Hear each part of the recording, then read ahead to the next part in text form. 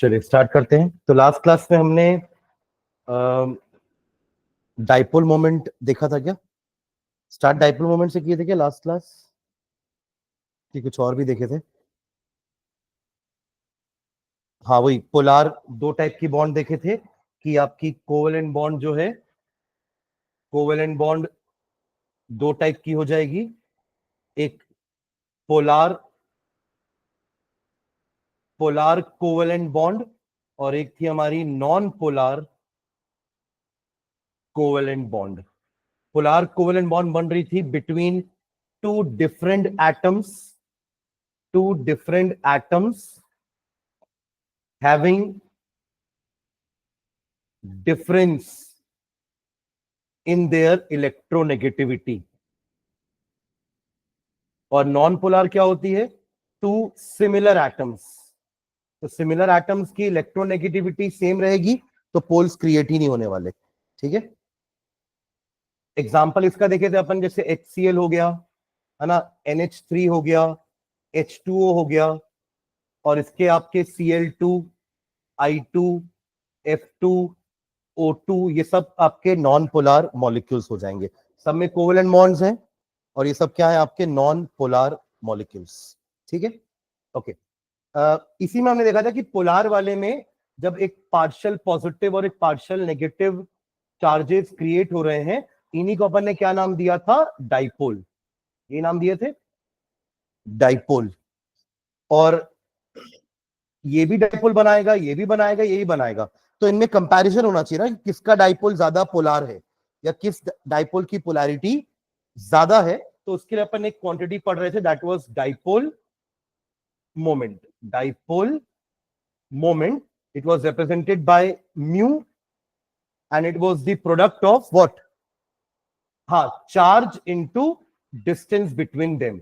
अगर ये आपका एटम ए है और ये एटम बी है, एटम ए को मान लेते हैं लेस इलेक्ट्रोनेगेटिव और बी को मान लेते हैं मोर इलेक्ट्रोनेगेटिव। ऐसा क्यों मान रहा हूं? ताकि किसी को पॉजिटिव नेगेटिव देना पड़ेगा ना। तो अगर मैं इसको लेस इलेक्ट्रोनेगेटिव बोल रहा हूं तो ये आएगा पार्शियल पॉजिटिव, और ये अगर मोर इलेक्ट्रोनेगेटिव है तो यहां आएगा पार्शियल नेगेटिव। तो ये इनका चार्ज हो गया Q plus and Q minus, and R is the distance between them. इन दोनों का मल्टीप्लीकेशन करेंगे तो हमारा डाइपोल मोमेंट आ जाएगा, जिसका यूनिट क्या हो जाएगा? Coulomb into metre. एक और हमने जो लास्ट क्लास में लिखा था वो क्या यूनिट था? D bye. एक यूनिट लिखे थे अपन डी बाय, है ना। उसका एक रिलेशनशिप भी लिख लो, 1 Debye is equals to, लिख लो 1 Debye is equals to 1 Debye is equals to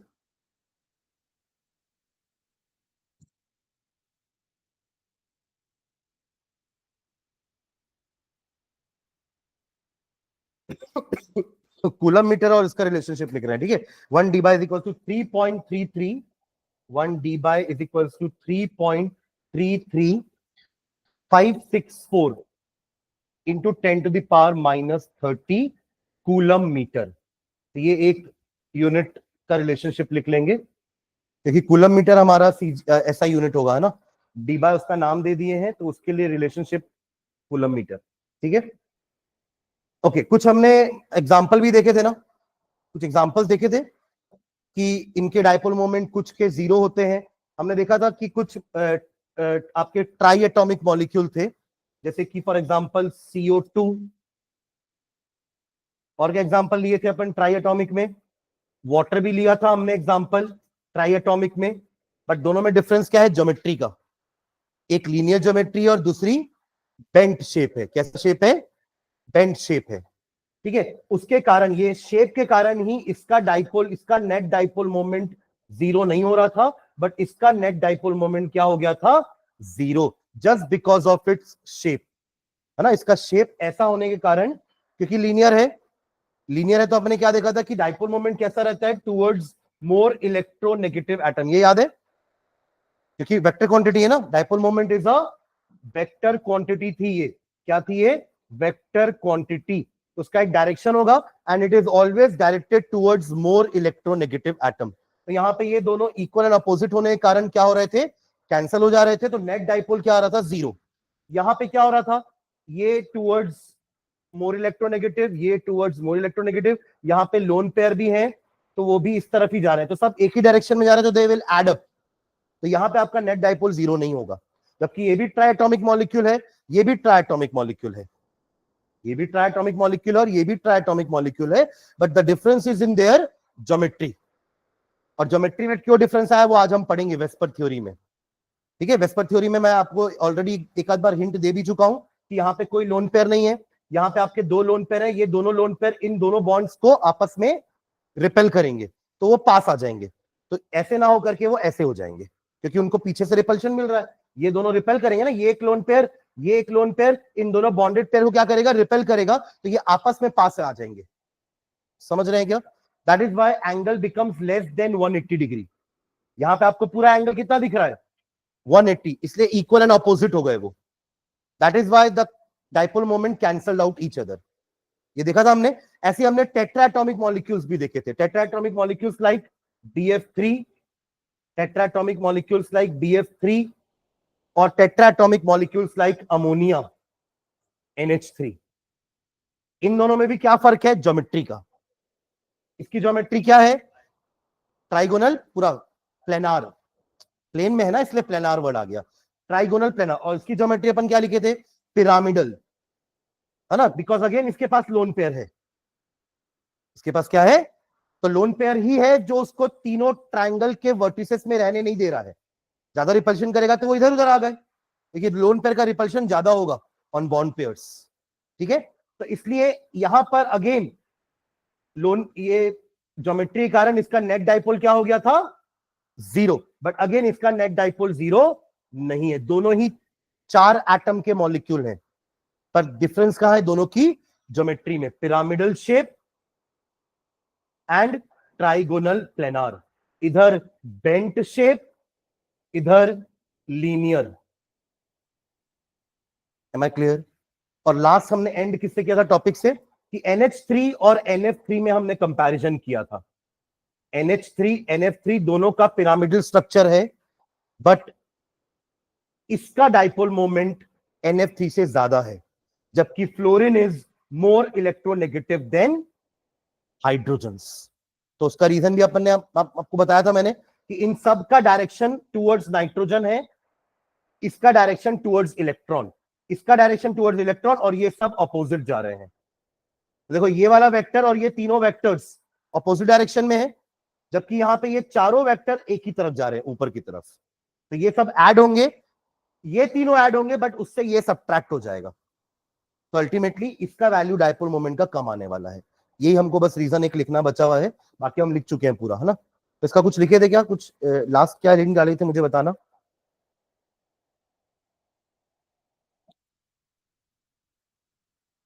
क्या लिखे थे लास्ट, अच्छा यूनिट लिखे थे ना बस, इनका वो नहीं लिखा था आपने, NH3 के बारे में कुछ भी। तो चलो लिख लेना, एक लाइन नीचे निकला, both NH3 and NF3, both NH3 and NF3, both NH3 and NF3 have pyramidal shape।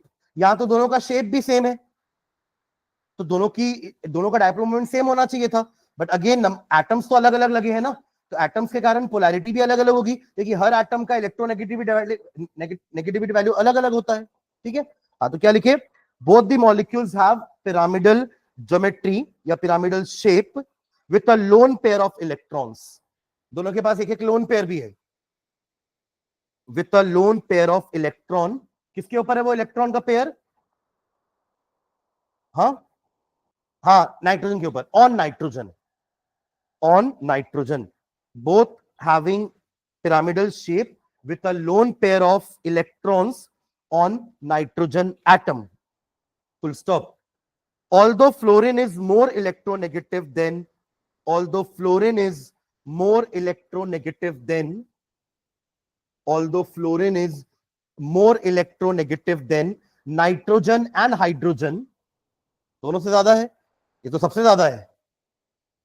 Although fluorine is more electronegative than nitrogen and hydrogen, comma, the resultant, yeah, the net dipole moment, the net dipole moment, the net dipole moment of NH3, ये आता है give reason में ना कि why net dipole moment of NH3 is greater than NF3.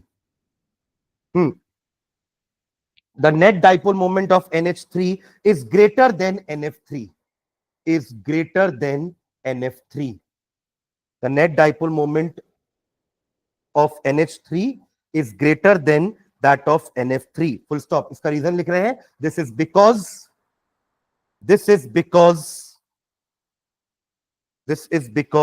in case of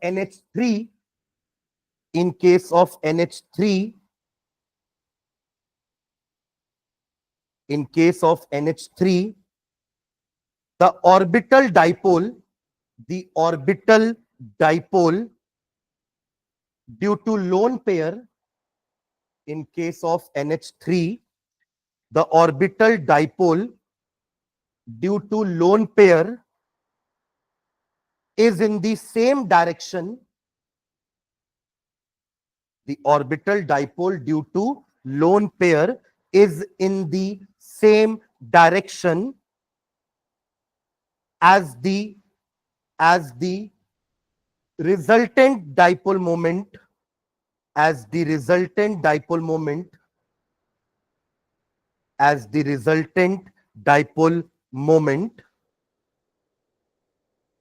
of the three N bond H bonds, of the three N bond H bonds. Whereas in NF3,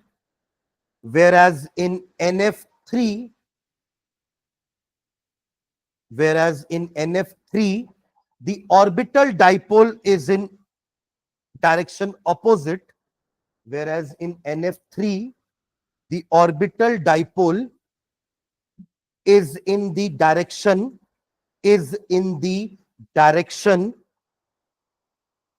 opposite to the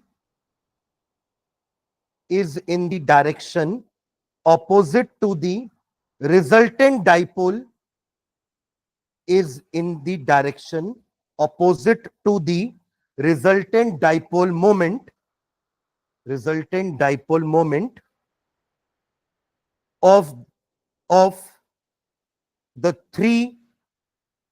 the three N bond F bonds, of the three N bond F bonds.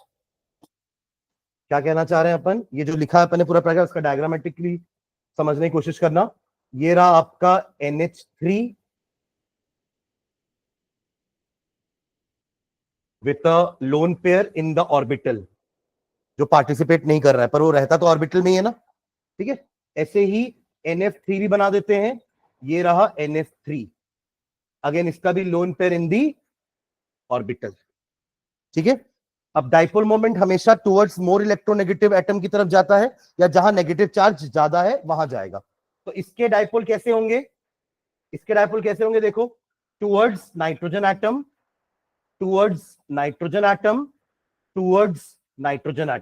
और इसका होगा towards electron pair.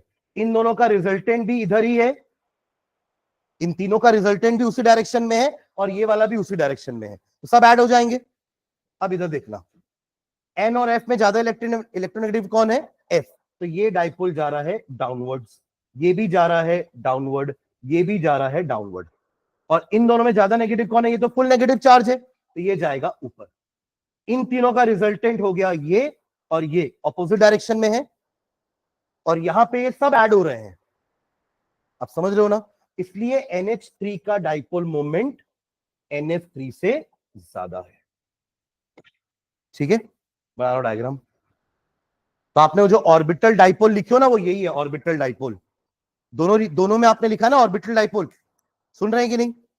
एक बार फिर से read करो पूरा paragraph, जहां से हमने पूरा लिखा है ना, कि NH3 का dipole moment, net dipole moment of NH3 is greater than NF3. The reason is that कि इसका जो ऑर्बिटल डाइपोल है और जो इनके ये तीनों डाइपोल हैं, ये सबका डायरेक्शन सेम है, और जबकि यहां पर इन तीनों का डायरेक्शन अलग है और ऑर्बिटल डाइपोल का डायरेक्शन अलग है. तो कुछ तो कैंसिल होगा ना. समझ में आया जो रीजन आपने लिखा है?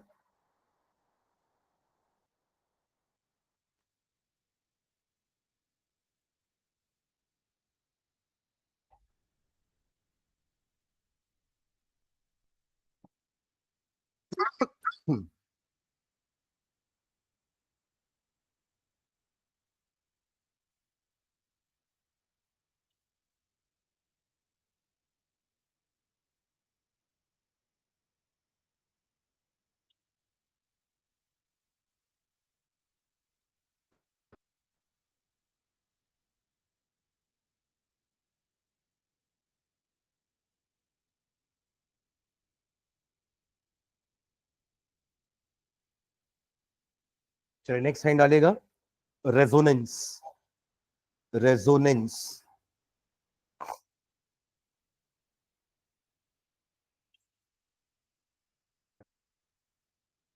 रेजोनेंस ठीक है, इसका मीनिंग समझना पहले। देखो अभी हमने कुछ लुईस स्ट्रक्चर बनाया था, आपको मैं याद दिलाता हूं, हमने ओजोन का लुईस स्ट्रक्चर बनाया था। वो लुईस स्ट्रक्चर कुछ ऐसा था, जिसके साथ डबल बॉन्ड था, वहां पर 2 लोन पेयर थे, यहाँ पे एक ही था और यहाँ पे 3 थे। ऐसा कुछ बनाए थे ओजोन का। कार्बोनेट का किसी को याद है? कार्बोनेट, एक कार्बन था और तीनों साइड में ऑक्सीजन थे। कैसा था बॉन्डिंग? इलेक्ट्रॉन पेयर कितने आ रहे थे टोटल? 6 इसके, सॉरी 4 इसके और 6 6 6, 18 और 4 22 और 2 नेगेटिव था तो 2 ऐड भी किए थे, तो टोटल 24 इलेक्ट्रॉन्स हुए थे, 12 पेयर, जिसमें आपने एक को यहां रखा था, एक यहां रखा था, एक यहां, 3 हो गए, बचे 9 और। तो 1 2 3 4 5 6 7 8, 9वां यहां रख दोगे तो फिर कार्बन का ऑक्टेट कंप्लीट नहीं हो रहा था, तो कार्बन किसी एक ऑक्सीजन के साथ क्या कर रहा था? डबल बॉन्ड बना रहा था। याद आ रहा है ये? पर मैंने उस समय ये कहा था, अगर आपको याद हो, कि ये ऑक्सीजन के साथ बनाया है तो इसके साथ भी बना सकता है या इसके साथ भी बना सकता है, इन दोनों ने कोई गुना थोड़ी ना किया है, या ये ऑक्सीजन अच्छा थोड़ी ना, तीनों तो एक जैसे ही है। अब समझ लो मैं क्या बोल रहा हूं। वैसे ही यहां पे भी है, इस ऑक्सीजन ने इसके साथ डबल बॉन्ड बनाई है, चाहता तो इसके साथ भी बना सकता था और बनती भी है। आप समझ लो मैं क्या बोलना चाह रहा हूं, राइट? क्योंकि ये ऑक्सीजन और इस ऑक्सीजन में कोई अंतर थोड़ी ना है, तो ये भेदभाव नहीं करेगा किसी के साथ, तो इसके साथ भी डबल बॉन्ड बन सकती है। Am I clear? यानी कि इसका एक स्ट्रक्चर और पॉसिबल है। क्या होगा वो स्ट्रक्चर? क्या होगा वो स्ट्रक्चर? यहां सिंगल हो जाएगी और यहां पे डबल हो जाएगी। तो जो सिंगल बॉन्ड वाला था वहां पर हमारे पास क्या रहेंगे? 3 लोन पेयर, और डबल बॉन्ड वाले के पास 2 लोन पेयर। एक्चुअली में हुआ क्या है? हुआ क्या है, ध्यान देना, ये बॉन्ड, सॉरी ये इलेक्ट्रॉन पेयर बॉन्ड बन के इधर आ गया है। मैं क्लियर? तो अब आप देखो ना, बीच वाले के पास 10 हो जाएंगे। 10 दिख रहे हैं आपको इलेक्ट्रॉन? 1 पेयर, 2 पेयर, 3 4 और 5, तो ऑटोमेटिकली ये जंप करके यहां आ जाएगा उल्टा। जैसे ये इलेक्ट्रॉन पेयर बॉन्ड बनाना, वैसे ये बॉन्ड क्या बन गया? Electron pair. आप समझे? इसी को रेजोनेंस बोल रहे हैं अपन। M I clear? तो उससे अगला स्ट्रक्चर क्या बना? यही तो बनेगा। अगर ऐसा हुआ तो क्या बनेगा? ये बनेगा। और इससे ये बनाना है तो क्या करना पड़ेगा, जल्दी बताओ? किसको जम कराऊं? हाँ, इसको वापस यहां ले आओ, तो ये वापस वहीं चला जाएगा जहां से आया था। तो इससे ये आ जाएगा, मतलब इससे ये आएगा और इससे ये आएगा। तो ऐसा क्या करें अपन, एक ऐसा वाला एरो बना दे। अरे हाँ या ना? इससे ये आएगा तो ये वाला एरो, और इससे ऐसा करने पर ये आ जाएगा तो ये वाला एरो। तो ये दोनों हमारे हो गए ओजोन के क्या? Resonating structures. क्या हो गए? Resonating structures. They are separated by a double headed arrows. Am I clear? पर ये रेजोनेंस की जरूरत क्यों पड़ी, हम रेजोनेंस क्यों पढ़ रहे हैं ना? What is the reason behind it?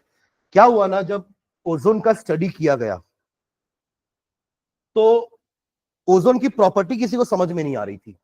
क्या प्रॉपर्टी समझ में नहीं आ रही थी? सबसे बड़ा प्रॉपर्टी जो समझ में नहीं आ रहा था वो था बॉन्ड लेंथ। किसी ने बोला कि 2 O के बीच में डबल बॉन्ड है और 2 O के बीच में सिंगल बॉन्ड है। दिख रही है आपको? और हम पढ़ चुके हैं कि डबल बॉन्ड की लेंथ छोटी होती है सिंगल बॉन्ड की लेंथ बड़ी होती है। पढ़े ना बॉन्ड लेंथ में? अरे हाँ ना, सिंगल बॉन्ड बड़ा होता है, डबल बॉन्ड छोटा, ट्रिपल बॉन्ड और छोटा। स्ट्रेंथ भी बढ़ती जा रही है, ऑर्डर भी बढ़ता जा रहा है। सिंगल बॉन्ड का बॉन्ड ऑर्डर 1, डबल बॉन्ड का bond order 2 and triple bond का बॉन्ड ऑर्डर 3। तो as bond order increases, bond strength increases but length decreases. ऐसा होना चाहिए था। तो कायदे से इस बॉन्ड लेंथ को कम होना चाहिए था और ये वाली बॉन्ड लेंथ को ज्यादा होना चाहिए था। पर जब एक्सरे स्टडी से पता किया गया तो ये वाली बॉन्ड लेंथ और ये वाली बॉन्ड लेंथ सेम आ रही थी। तो किसी को समझ में नहीं आया कि ऐसा क्यों हो गया? ये दोनों बॉन्ड लेंथ सेम कैसे आ सकती है? एक तो डबल है, एक तो सिंगल है बॉन्ड। तो एक्चुअली वो जो लेंथ भी आ रही थी ना, वो डबल बॉन्ड के बराबर नहीं आ रही थी। मतलब अगर मान लो डबल बॉन्ड उसका ओ, डबल बॉन्ड ओ का लेंथ अगर 148 पिकोमीटर होता है और ओ सिंगल बॉन्ड ओ का लेंथ अगर फॉर एग्जांपल 156 पिकोमीटर होता है, ये एक्चुअल वैल्यू है। बट जब वो कंपाउंड बने तो ये वाला जो लेंथ था ना, वो ये नहीं आ रहा था, और जो ये लेंथ था वो भी ये नहीं आ रहा था। एग्जैक्टली वैल्यू दोनों की सेम आ रही थी और वो इन दोनों का लगभग एवरेज था, यानी कि दोनों के बीच में था कहीं।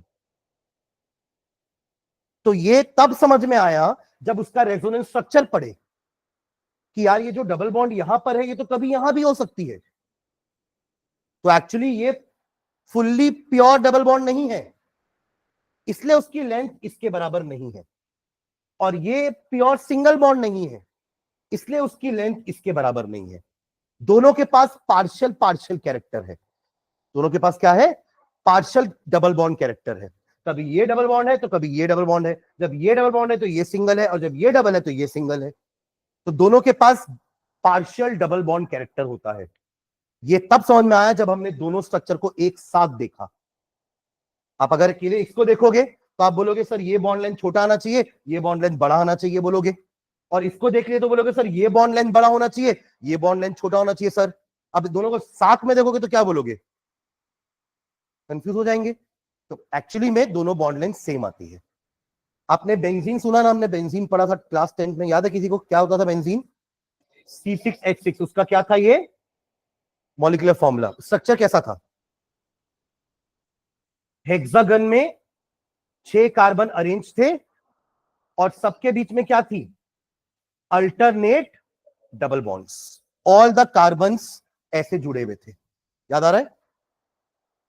अब यहां पे अगर यही सिंगल बॉन्ड और डबल बॉन्ड का लेंथ होता तो ये रेगुलर हेक्सागन बन ही नहीं पाता। क्यों नहीं बन पाता?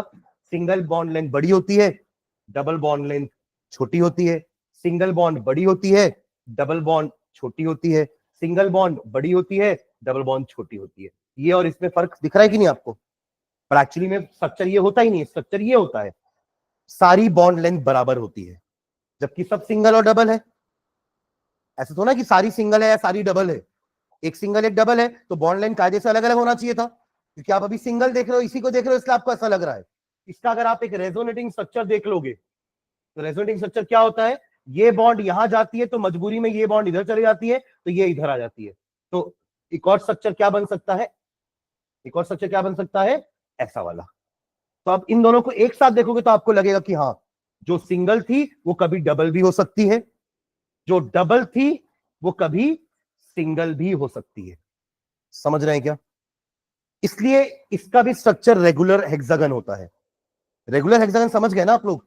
जिसमें सारे साइड का लेंथ इक्वल होगा।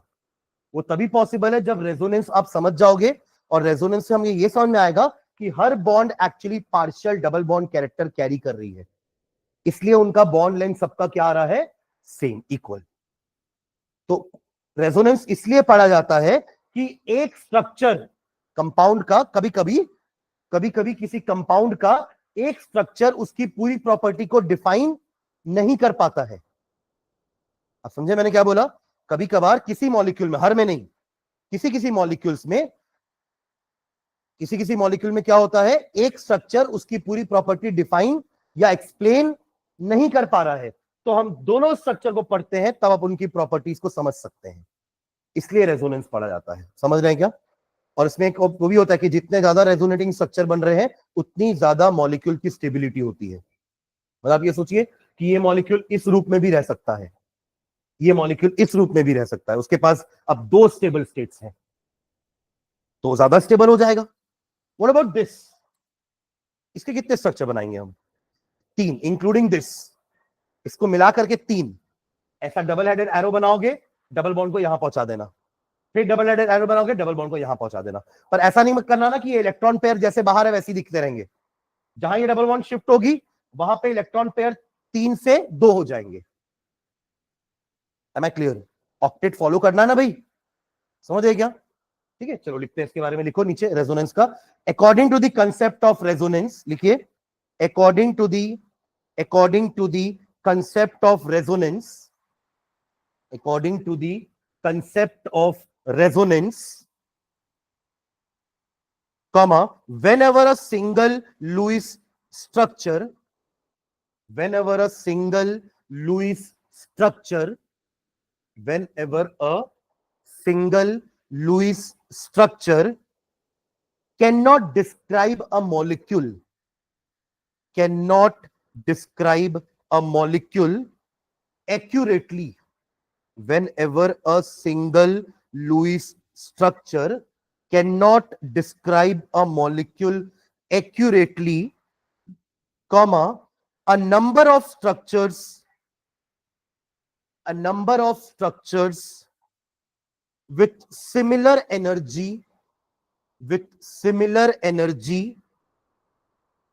comma, positions of nuclei, similar structures, similar energy, sorry, comma, positions of nuclei। आपने देखा यहां पे हमने कहीं एटम की पोजीशन थोड़ा चेंज करी, जो न्यूक्लियस जहां था वहीं है अभी भी, सिर्फ बॉन्ड्स पोजीशन चेंज कर रहे हैं अपनी। ठीक है, समझ रहे हैं क्या? तो क्या लिखे? With similar energy, comma, positions of nuclei, comma, bonding and non bonding pairs, with similar energy, positions of nuclei, comma, bonding and non-bonding pairs of electrons are taken, bonding and non-bonding, non-bonding मतलब lone pair, सुन रहे हैं? non-bonding मतलब क्या है? Lone pair which are not participating in the formation of bonds. हाँ, तो bonding and non-bonding pairs of electrons are taken as the canonical structures, are taken as the canonical structure. Canonical structures को अपन resonating structures बोल रहे हैं। जैसे आपने बोला ना कि सर इसके 3 रेजोनेटिंग स्ट्रक्चर बनेंगे इंक्लूडिंग दिस, तो उन्हीं को कैनोनिकल स्ट्रक्चर्स बोल रहे हैं। ठीक है, as the canonical structures of the hybrid, which describes the molecule accurately, which describes the molecule accurately, which describes the molecule accurately। Hybrid का मतलब क्या होता है? What do you mean by hybrid? Mix कर दिया आपने। तो अगर आप इन दोनों स्ट्रक्चर को मिक्स करोगे तो स्ट्रक्चर कैसा बनेगा? देखो, 3 O तो रहेंगे, तीनों के बीच में सिंगल सिंगल बॉन्ड भी रहेगी, और डबल बॉन्ड एक साथ दोनों को नहीं दिखा सकते, तो अपन क्या करेंगे? यहां पे डॉटेड लाइन से डबल बॉन्ड यहां भी दिखाना और ऐसा ही डबल बॉन्ड यहां भी दिखाना। तो ये होता है उन दोनों का रेजोनेंस हाइब्रिड। ये है दोनों के रेजोनेंस स्ट्रक्चर, रेजोनेटिंग स्ट्रक्चर, या यू कह लो कैनोनिकल स्ट्रक्चर। और इन दोनों का हाइब्रिड क्या हो जाएगा? ये, जहां पे आप डबल बॉन्ड दोनों जगह दिखाओगे, तो वो डॉटेड लाइन का मतलब ये कि पार्शियल डबल बॉन्ड है दोनों में, कभी इसमें कभी इसमें, दोनों में एक साथ तो नहीं हो सकती, इसलिए मैंने दोनों में एक साथ डबल बॉन्ड नहीं बनाई है। तो बनाना है पर नहीं भी बनाना है तो डॉटेड लाइन से बना दो, तो वो है भी और नहीं भी, तो वही हमारा कहलाता है रेजोनेंस हाइब्रिड। तो इसका कैसे बनाओगे रेजोनेंस हाइब्रिड? यहां तो तीनों जगह डबल बॉन्ड लगाओगे, मतलब यहां पे भी ऐसा होगा, यहां पे भी ऐसे ही करोगे और यहां पे भी ऐसे ही करेंगे। Am I clear? समझ रहे हैं ना? अब और इधर क्या करोगे? बेंजीन में सब में लगाओगे, तो सब में लगाओगे तो वो सारे जुड़ ही गए ना आपस में। समझे मैं क्या बोल रहा हूं? आपने इतना तो बनाना ही है, हाँ या ना? फिर आप ऐसे इसको जोड़ोगे, इसको ऐसे जोड़ोगे, इसको ऐसे जोड़ोगे, ये तो जुड़ ही रहा है ना। तो फिर उन्होंने बोला कि अरे ऐसा कॉम्प्लेक्स स्ट्रक्चर बनाने से बेटर है आप एक काम करो, आप बीच में एक सर्कल बना दो। वही चीज है। हाँ, हम्म, हाँ नहीं, बस ऐसी करके छोड़, क्योंकि इलेक्ट्रॉन्स तो वेरी करेंगे ना। अगर आपने डबल बॉन्ड यहां प्योर दी तो यहाँ 2 लोन पेयर होंगे, यहाँ 3 होंगे। अभी अपन दोनों दिखा रहे तो इतना ही दिखा के छोड़ देंगे, समझ रहे हैं? और ये समझ में आ गया आपको? तो बेंजीन आइदर हम ऐसा बनाते हैं अल्टरनेट डबल सिंगल करके, या तो बीच में सर्कल लगा देते हैं। दोनों काम मत कर देना,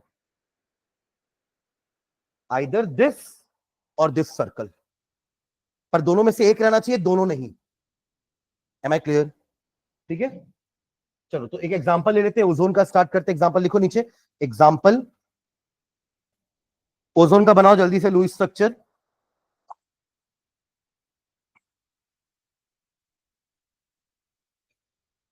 मैं एक और बना देता हूं, जो यहाँ पे यहाँ बनाया ना, 3 ऑक्सीजन ले लेना, यहाँ पे एक ही लोन पेयर रहेगा, एक बार सिंगल बॉन्ड इसके साथ बनाना और यहाँ पे डबल बॉन्ड करना। यहाँ पर हो जाएंगे हमारे 2 लोन पेयर और यहाँ हो जाएंगे हमारे 3 लोन पेयर्स। ठीक है, और इसी का डबल हेडेड एरो से अपन दूसरा वाला कैनोनिकल स्ट्रक्चर, रेजोनेटिंग स्ट्रक्चर बनाने वाले हैं। तो यहां हो जाएगा आपका डबल बॉन्ड, यहां हो जाएगा सिंगल बॉन्ड, एक लोन पेयर, यहाँ पे 2 लोन पेयर, यहाँ पे 3 लोन पेयर। ठीक है, तो इसको नंबर दे देंगे, ये हो जाएगा रोमन नंबर में 1, ये हो जाएगा रोमन नंबर में 2।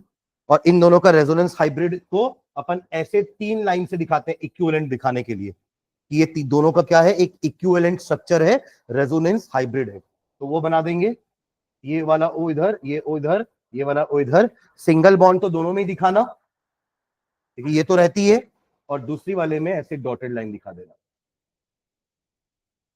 ठीक है, ये हमारा थर्ड स्ट्रक्चर हो गया। Third structure is your resonance hybrid. Third structure क्या है? Resonance hybrid.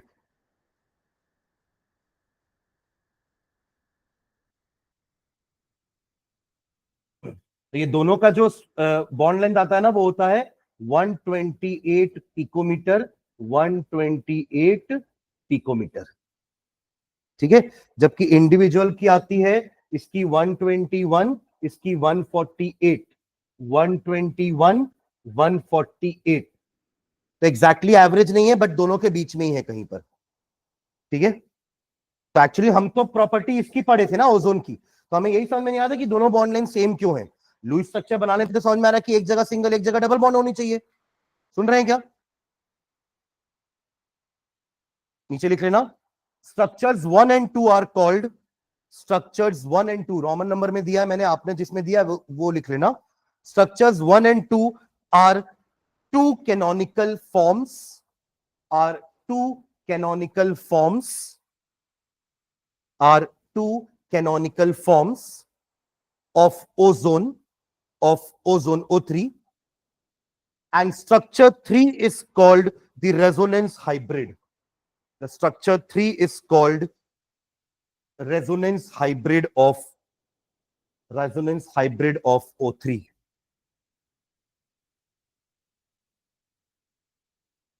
नेक्स्ट टाइम में लिखेंगे resonance hybrid, resonance hybrid, resonance hybrid structure, resonance hybrid structure. देखो इन दोनों को इंडिविजुअली अकेले अकेले को देखोगे तो हमको समझ में नहीं आएगा कि ये 148 ये 121 क्यों है, बट यहां देख के हमें समझ में आया कि ये 128 होती है एक्चुअली में। ठीक है, तो रेजोनेंस हाइब्रिड हमें एक्यूरेट बता रही है उस मॉलिक्यूल की प्रॉपर्टीज। अकेला एक स्ट्रक्चर नहीं बता पाएगा, रेजोनेंस हाइब्रिड बता सकती है। ठीक है, तो क्या लिख रहे हैं? Resonance hybrid structure represents the structure of O3, resonance hybrid structure represents the structure of O3 more accurately, more accurately, more accurately। Full stop. एक सेंटेंस और लिखना, resonance is represented by a double headed arrow, resonance is represented by a double headed arrow. ठीक है, चलो आप लोग ऐसी carbonate का बना लो एक और एग्जांपल। कार्बोनेट का बनाइए जल्दी से, 3 स्ट्रक्चर बनाइएगा और उसका रेजोनेंस हाइब्रिड भी बना देना। 3 स्ट्रक्चर बना करके रेजोनेंस हाइब्रिड, जल्दी करिए, बनेगा? बीच में कार्बन रहेगा सेंट्रल एटम, ये ऑक्सीजन, ये दूसरा ऑक्सीजन, ये रहा तीसरा ऑक्सीजन। जो सिंगल बॉन्डेड ऑक्सीजन है वहां पे 3 लोन पेयर बैठा देना, डबल वाले के पास 2। ठीक है,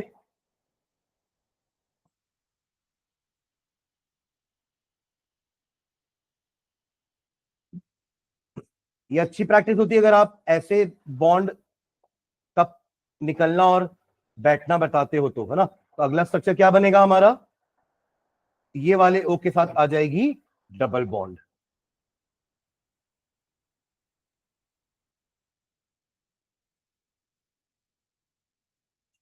तीसरा बना लो,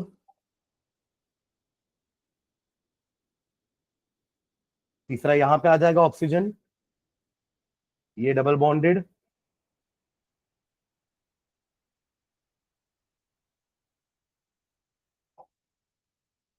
और इसका रेजोनेंस हाइब्रिड।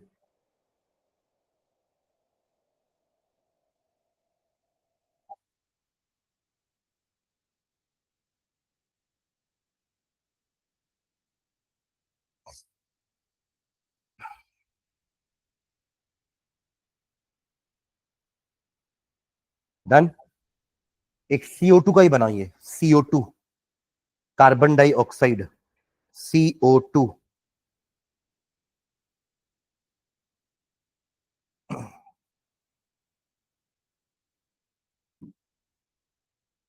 CO2 का हमने स्ट्रक्चर तो बनाया ना, लुईस स्ट्रक्चर। कैसा होता है CO2 में, यहां दोनों जगह क्या होती है, डबल बॉन्ड। और इलेक्ट्रॉन पे बताओ कैसे रहेंगे,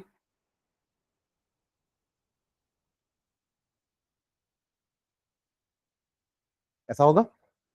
अब यहां कैसे करोगे, अब ये अगर यहां जाके डबल बॉन्ड बनी तो ये ट्रिपल ही हो जाएगी ना। अगर ये इलेक्ट्रॉन पेयर बॉन्ड बना तो क्या बन जाएगा, ट्रिपल बॉन्ड बन जाएगा। तो क्या होगा फिर, यहां से वापस आ जाएगा। यानी कि इसका स्ट्रक्चर कैसा बनने वाला है, टी ट्रिपल बॉन्ड ओ, एक ही लोन पेयर बचा, एंड सिंगल बॉन्ड ओ। हो सकता है ये, देखो वो सारी पॉसिबिलिटीज होनी चाहिए। क्या पॉसिबिलिटी होनी चाहिए, कार्बन 4 बॉन्ड बना रहा है, दोनों ऑक्सीजन का ऑक्टेट कंप्लीट भी है, तो ये भी स्ट्रक्चर हो सकता है। ठीक है, एक और क्या बनेगा इसका, हाँ अब ये वाला ट्रिपल बॉन्ड बनाएगा, तो एक स्ट्रक्चर और क्या बन जाएगा, लाइक दिस। इसको ट्रिपल बॉन्ड बना देना, ये सिंगल बॉन्ड रह जाएगा।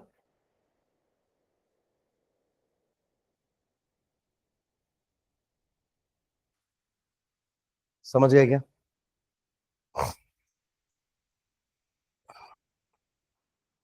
तो ये आपका रेजोनेंस है। ठीक है, एक नोट करके पॉइंट लिखना नीचे, नोट करके पॉइंट लिखिए। Note, resonance stabilises the molecule, resonance stabilises the molecule, resonance stabilizes the molecule as the energy of the resonance hybrid, resonance stabilizes the molecule as the energy of the resonance hybrid is less than the energy of, is less than the energy of, as the energy of the resonance hybrid is less than the energy of any single canonical structure, any single canonical structure। हमेशा याद रखेंगे energy stability opposite होते हैं ना, low energy corresponds to high stability. सुन रहे हैं, low energy जिसकी होगी वो ज्यादा स्टेबल होगा। तो इन तीनों में एक हाइब्रिड का एनर्जी इन तीनों से कम है, तो ये ज्यादा स्टेबल होगा। ठीक है, तो रेजोनेंस के कारण मॉलिक्यूल में स्टेबिलिटी आ रही है।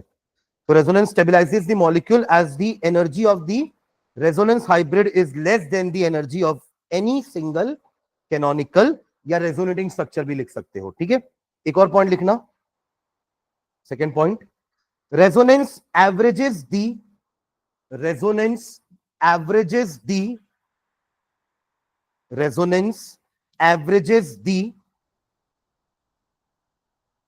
bond characteristics as a whole, resonance averages the bond characteristics as a whole. WHOLE वाला होल ना, HOLE वाला होल मत लिखना, यहाँ छेद कहां से आ जाएगा, समझ रहे हैं क्या? जैसे इसने बॉन्ड लेंथ को डिफाइन कर दिया ना, अब देख रहे हो एवरेज आया बॉन्ड लेंथ ऑलमोस्ट, तो ये हर बॉन्ड कैरेक्टरिस्टिक को क्या कर देगा, बॉन्ड ऑर्डर को भी तो एवरेज कर रहा है ना। इनकी bond order 1, bond order 2, bond order 2, bond order 1, यहां दोनों को बॉन्ड ऑर्डर 2 दिख रहा है आपको, या 1.5 दिख रहा है पार्शियल, तो इसने एवरेज कर दिया ना। बॉन्ड कैरेक्टरिस्टिक को क्या कर रहा है ये, ओवरऑल पूरी बॉन्ड कैरेक्टरिस्टिक को क्या कर रहा है, एवरेज। ठीक है, एनर्जी भी एवरेज हो जाएगी, क्या बोलते हो, बॉन्ड एनर्जी पढ़े ना अपन कि इस बॉन्ड को तोड़ने के लिए एनर्जी ज्यादा लगेगी, इसको कम, बट बाद में पता चला कि दोनों को सेम एनर्जी लगेगी। अरे हाँ या ना, जैसे बॉन्ड लेंथ को एवरेज किया हमने, वैसे ही बॉन्ड एनर्जी भी एवरेज हो जाएगी, बॉन्ड ऑर्डर भी एवरेज हो जाएगा। ठीक है, एंगल नहीं होगा क्योंकि न्यूक्लियस की पोजीशन चेंज नहीं हो रही है, जो एटम यहां था अभी वो यहीं पर है, तो एंगल सेम बनने वाला है। यहां पे भी एंगल आपका जितना था वही एंगल यहां भी रहेगा, वही एंगल यहां भी रहेगा, जो एंगल यहां पे था वैसे ही रहेगा, जो एंगल ये है 180 180 रहेगा, तो एंगल नहीं चेंज होगा, पर हमारा लेंथ, एनर्जी, ऑर्डर सब एवरेज हो जाएगा। Am I clear? अरे हाँ या ना, क्योंकि वो सिंगल बॉन्ड कभी डबल भी है ना, तो जो सिंगल बॉन्ड थी उसकी बॉन्ड लेंथ ज्यादा, जब वो डबल बनी तो उसकी बॉन्ड लेंथ कम, तो दोनों का एवरेज आ गया। जब वो सिंगल थी तो उसकी बॉन्ड डिसोसिएशन एंथैल्पी कम थी, जब वो डबल बनी तो बॉन्ड डिसोसिएशन एंथैल्पी बढ़ गई, तो दोनों का एवरेज हो जाएगा। बॉन्ड ऑर्डर 1 था, बॉन्ड ऑर्डर 2 था, दोनों का एवरेज हो जाएगा 1.5 हो जाएगा। ठीक है, हाँ, रेजोनेंस हाइब्रिड, आप दोनों में ट्रिपल बॉन्ड लगा दो, जैसे आप इन दोनों में तो डबल बॉन्ड तो रहेगी, आप ऐसे करके शो कर सकते हो इसका रेजोनेंस हाइब्रिड। ठीक है,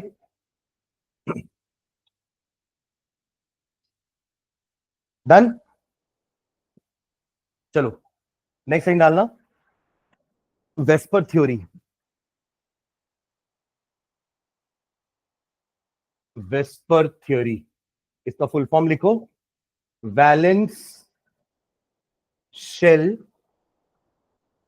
इलेक्ट्रॉन पेयर रिपल्शन थ्योरी। ठीक है, V for valence shell electron pair repulsion theory. As the name suggest, हम किस इलेक्ट्रॉन की बात कर रहे हैं, वैलेंस इलेक्ट्रॉन्स की, उनके रिपल्शंस की बात करेंगे। कुछ वैलेंस इलेक्ट्रॉन बॉन्डेड पेयर हो सकते हैं, कुछ लोन पेयर हो सकते हैं, समझ रहे हैं क्या? Valence shell electron pair repulsion theory. ठीक है, इसे कुछ पॉइंट्स लिखते हैं पहले अपन, लिखना नीचे, सम salient features of some salient SALIENT, या इंपॉर्टेंट भी लिख सकते हो, some salient features of, या postulates भी लिख सकते हैं ना, थ्योरी के postulates होते हैं, लॉ के स्टेटमेंट्स होते हैं, और थ्योरी के postulates, तो postulates भी लिख सकते हैं अपन। तो क्या लिखे, the salient features of Vesper theory are as follows, are as follows, are as follows। पहले तो ये पर समझते हैं ये थ्योरी पढ़ क्यों रहे हैं अपन। ये थ्योरी पढ़ रहे हैं मॉलिक्यूल के स्ट्रक्चर को समझने के लिए, कि एक मॉलिक्यूल का स्ट्रक्चर कैसा होगा, है ना, हाउ यू विल, क्योंकि हमारा चैप्टर क्या है, chemical bonding and molecular structure. तो केमिकल बॉन्डिंग तो हमने पढ़ ली पूरी, कोवेलेंट बॉन्ड क्या होती है, इलेक्ट्रोवेलेंट बॉन्ड क्या होती है, कोऑर्डिनेट बॉन्ड क्या होती है, एक हाइड्रोजन बॉन्ड बचा है वो मैं लास्ट में पढ़ाऊंगा, क्योंकि वो उसमें इलेक्ट्रॉन का कोई शेयर लॉस गेन नहीं होता है, इसलिए वो बॉन्ड थोड़ा अलग कैटेगरी वाली बॉन्ड हो जाएगी, समझ रहे हैं क्या? तो हमको भी क्या पढ़ना है, मॉलिक्यूल स्ट्रक्चर बचा है हमारा, कि स्ट्रक्चर कैसा होता है मॉलिक्यूल का, है ना। तो उसके लिए valence electrons are responsible for deciding कि एक मॉलिक्यूल क्या ज्योमेट्री एक्वायर करेगा आफ्टर मेकिंग बॉन्ड्स। एटम आए, अप्रोच किए एक दूसरे को, बॉन्ड बन भी गई, बॉन्ड बनने के बाद फाइनल स्ट्रक्चर कैसा दिखेगा मॉलिक्यूल का, वो होती है मॉलिक्यूल ज्योमेट्री, जो अपन वेस्पर थ्योरी से ट्राई कर रहे हैं बताने का। ठीक है, तो फर्स्ट पॉइंट लिखेंगे इसमें, the shape of a molecule depends upon, the shape of the molecule depends upon, the shape of the molecule depends upon the number of valence shell electron pairs. The shape of a molecule depends upon the number of valence shell electron pairs, bracket में लिख लो bonded and non bonded दोनों को मिला करके कितने pair हैं. तो the shape of a molecule depends upon the number of valence shell electron pairs, bracket में बॉन्डेड और non bonded, bracket close, around the central atom, around the central atom, around the central atom. ये line पढ़े आप लोग, समझ में क्या लिखा हुआ है कि किसी भी मॉलिक्यूल की ज्योमेट्री किस पे डिपेंड करेगी कि उसके सेंट्रल एटम के अराउंड कितने बैलेंस शेल इलेक्ट्रॉन पेयर्स हैं, सबको मिला के, bonded as well as non bonded, lone pair as well as bonded pairs को मिला करके उसकी नंबर ऑफ इलेक्ट्रॉन पेयर कितने हो रहे हैं. तो अपन तो पढ़े ना ऑक्टेट रूल, तो ऐसे में तो हर में 8 ही होते हैं इलेक्ट्रॉन्स आउटर शेल में. सेंट्रल एटम के भी लुईस स्ट्रक्चर बनाते समय अपन ध्यान दे रहे थे ना, अभी आपने पीछे देखा ना, तब की ज्योमेट्री में अपन सेंट्रल एटम को देखेंगे तो 8 इलेक्ट्रॉन पेयर है कि नहीं, ध्यान देना. ये सेंट्रल एटम है, 1 पेयर, 2 पेयर, 3 पेयर, 4 पेयर. ये अलग बात है कि 3 बॉन्डेड है, 1 लोन है. इसमें देखो चारों बॉन्डेड है, 1 2 3 4, और इसमें अभी भी चारों बॉन्डेड है, 1 2 3 4. आप समझ रहे हो मैं क्या बोलना चाह रहा हूं, है ना. तो अपन ऐसा क्यों लिखेंगे, डिपेंड्स अपॉन कि उसके पास कितने इलेक्ट्रॉन पेयर होंगे. सेंट्रल एटम के अराउंड तो 8 ही इलेक्ट्रॉन होते हैं, यानी कि 4 ही पेयर होते हैं. होता है ऐसा नहीं, पर हमने लिमिटेशंस पढ़ी, आपको याद है, किसी के पास ऑक्टेट से कम भी होता है, किसी के पास ऑक्टेट से ज्यादा भी होता है. हर में इलेक्ट्रॉन 8 नहीं होते ना. कुछ स्ट्रक्चर याद आ रहा है आपको, कुछ एग्जांपल याद आ रहे हैं जिसमें 8 से कम होते हैं. BF3 पढ़े थे, कितने इलेक्ट्रॉन पेयर हैं, 1 2 3 बस. No lone pairs, there are no lone pairs. क्यों लोन पेयर नहीं है, बोरॉन के आखिरी शेल में 3 ही इलेक्ट्रॉन होते हैं, 2,3. बोरॉन का एटॉमिक नंबर 5, उसके पास आखिरी शेल में 3 ही इलेक्ट्रॉन है, तो तीनों के साथ क्या करेगा, फ्लोरीन के साथ क्या बना लेगा, क्या बनाएगा, सिंगल कोवेलेंट बॉन्ड. देखो ये बन गई एक, और बोरॉन भी बना के खुश. कितने हैं, 6 ही हैं, यानी कि 3 ही पेयर है. तो हर बार ऐसा नहीं होता, इसलिए अपन लिखा है कि सेंट्रल एटम के अराउंड कितने इलेक्ट्रॉन पेयर हैं वो डिसाइड करेगा कि उस मॉलिक्यूल की ज्योमेट्री क्या होगी. पहला पॉइंट समझ में आ गया सबको, ठीक है. सेकंड पॉइंट लिखना, pairs of electron in the valence shell, pairs of electrons in the valence shell repel one another,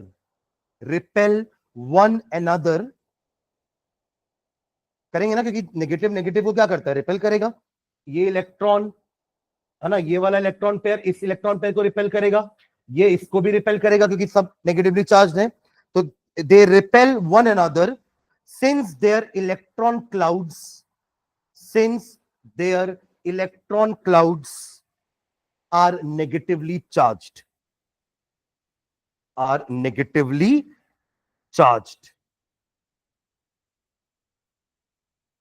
second point clear है सबको. पहले हमने ये लिख दिया कि सेंट्रल एटम के अराउंड कितने इलेक्ट्रॉन पेयर है, उससे डिसाइड करेंगे कि उस मॉलिक्यूल की ज्योमेट्री क्या है. सेकेंड हमने ये लिखा है कि जितने भी इलेक्ट्रॉन पेयर होंगे उसके आजू बाजू, सेंट्रल एटम ही है मेन हीरो. सुन रहे हैं क्या, सेंट्रल एटम को ही देखना है हमें, क्योंकि उससे बाकी सब कनेक्टेड है, और वही सारी बॉन्ड आपस में रिपेल कर करके एक ज्योमेट्री एक्वायर करने वाली है. तो अपन ने सेकंड पॉइंट में ये लिखा है कि ये पेयर आपस में क्या करेंगे, रिपेल करेंगे एक दूसरे को. ठीक है. थर्ड पॉइंट लिखिए, दीज पेयर ऑफ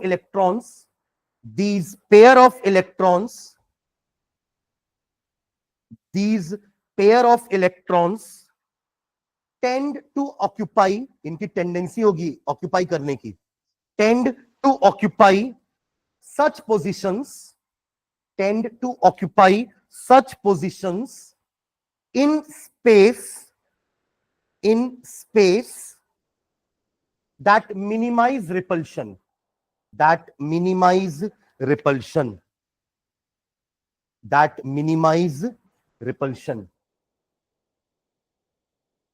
कोई आपको बार बार धक्का देगा तो क्या करोगे आप?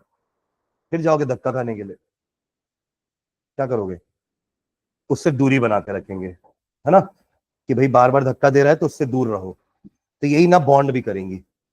ये वाली बॉन्ड को ये धक्का दे रहा था, ये इसको धक्का दे रहा था, तो अब ये चाहेगा कि इससे इतना दूरी बना लूं मैं कि इसका रिपल्शन मेरे पास आए ना। ये भी यही चाहेगा। तीनों का यही टेंडेंसी होगा कि तीनों एक दूसरे से इतना दूरी बना ले कि उनके बीच का रिपल्शन कम से कम हो जाए। समझ रहे हैं क्या? तो क्या लिखे? Minimum repulsion and thus maximum distance between them.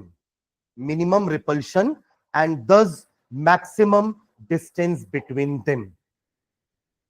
Minimum repulsion and thus maximum distance between them.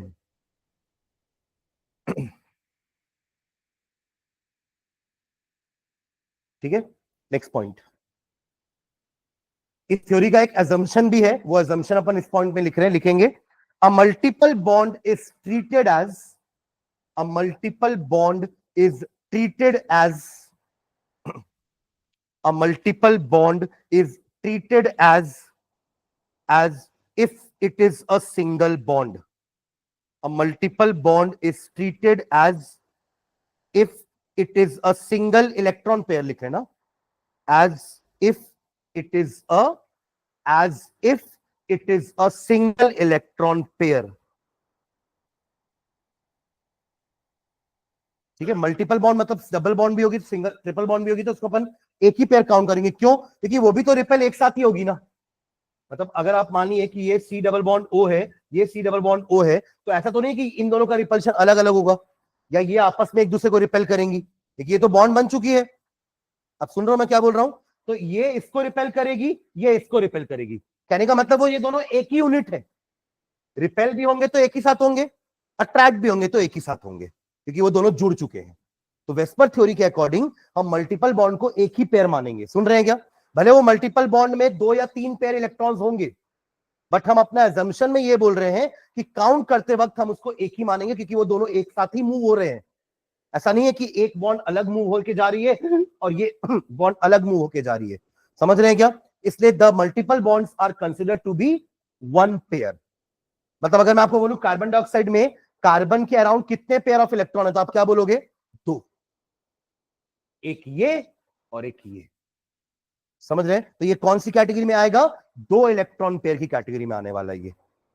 2 electron pair around the central atom. हमको यही करना है। हम जैसे ही लुईस स्ट्रक्चर बना लेंगे ना किसी भी कंपाउंड का सबसे पहला काम होता है लुईस स्ट्रक्चर बनाना। तो इसलिए अपन सबसे पहले लुईस स्ट्रक्चर बनाना सीखे हैं। और लुईस स्ट्रक्चर में आप देखो कि सेंट्रल एटम के अराउंड कितने इलेक्ट्रॉन पेयर्स हैं। मे इट बी बॉन्डेड और may it be non bonded. Add करना है तीनों को, दोनों को। जैसे यहां पे दोनों ही बॉन्डेड पेयर है, तो टोटल कार्बन डाइऑक्साइड के कार्बन के अराउंड कितने पेयर हो गए? 2 पेयर। समझ में आ रहा है क्या? और हमारे BF3 में कितने पेयर हो गए? सेंट्रल एटम के अराउंड में 1, 2, 3 पेयर की कैटेगरी में ये आएगा। मीथेन के अराउंड कितने होंगे?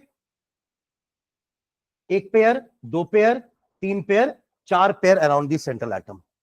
समझ रहे क्या? अमोनिया के अराउंड कितने होंगे? ये बनाते ना अपन NH3, 4 पेयर, 1, 2, 3, 4। लोन पेयर भी है। अभी तक कार्बन वाला लिया था तो कार्बन में लोन पेयर नहीं थे। कार्बन में लोन पेयर नहीं होते क्योंकि कार्बन चारों बॉन्ड बना लेता है, टेट्रावेलेंसी। समझ रहे हैं? यहां पर आपके कोई लोन पेयर नहीं थे तो 3 ही बॉन्ड है। यहां पे 3 तो बॉन्ड पेयर है और 1 क्या है? तो हमें सबको काउंट करना है। हमें क्या करना है? सबको काउंट करना, वो भी सिर्फ सेंट्रल एटम के इलेक्ट्रॉन्स को। और अलग अलग कैटेगरी में हम ये मॉलिक्यूल को रखेंगे और सब कैटेगरी की अपनी खुद की ज्योमेट्री होती है। मतलब 2 पेयर होंगे तो आपस में इतना ही रिपेल करेंगे, 3 होंगे तो इसने इसको यहां तक किया, इसने इसको यहां तक किया, इसने इसको यहां तक किया, तो एक ट्रायंगल बनाएंगे, इक्विलेटरल ट्रायंगल बनाएंगे। 3 वाले, 4 वाले रिपेल कर करके एक टेट्राहेड्रल बनाएंगे। तो ऐसे सबकी ज्योमेट्री होती है। समझ रहे हैं क्या? तो नेक्स्ट क्लास में इसकी टेबल बना करके सबकी ज्योमेट्री लिखेंगे एग्जांपल के साथ कि इस मॉलिक्यूल की क्या ज्योमेट्री होती है। तो आपको बस एक ही काम करना है, electron pair counting, that's it. उसमें कितने बॉन्डेड हैं, कितने लोन है, वो काउंट करना है। उससे आप ज्योमेट्री प्रेडिक्ट कर दोगे उस मॉलिक्यूल की। ठीक है? तो नेक्स्ट क्लास में इस थ्योरी को कंप्लीट करते हैं। इसके बाद इसी चैप्टर में ना दो थ्योरी और बची है हमारी, एक वीबीटी और एक एमओटी।